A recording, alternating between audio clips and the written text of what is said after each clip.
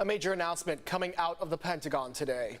The Secretary of Defense says he's taking steps to make the COVID vaccine mandatory for all troops by mid-September. News 8's Shannon Handy talked with a sailor's wife who says even though she and her husband are vaccinated, they're still apprehensive about a mandate. In this memo, Defense Secretary Lloyd Austin says he plans to ask the president to make this a mandate by September 15th. However, if any of the vaccines get FDA approval before then, he won't need the president to sign off.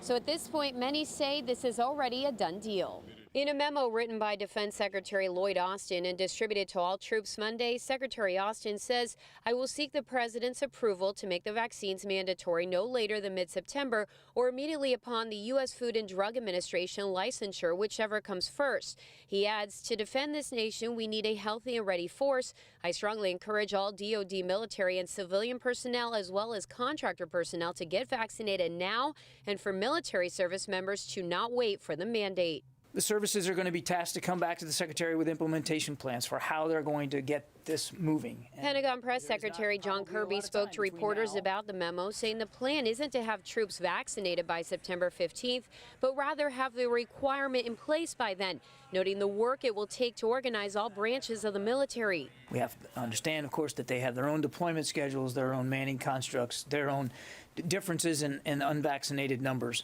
and so we're going to be respectful of that. It's not very good. As of mid-July, the military vaccination rate stood at 70% for those who have had at least one shot and 62% who are fully vaccinated. Erica, who asked that we not use her last name, is married to a San Diego-based Navy sailor currently on deployment. They're both vaccinated. Still, she's uneasy about making it mandatory for those who are not. I'm not against science. Like, I'm definitely all for modern medicine and vaccines and that sort of thing.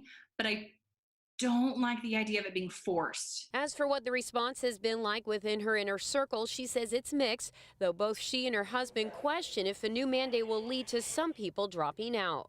Him and the group of people that he's with, they definitely feel like there's going to be a lot of people that are going to get out and that are going to end up being forced out because they're going to refuse to get it. Today, the president tweeted he supports this plan. No word yet on what options or repercussions there will be for those who choose not to get the vaccine.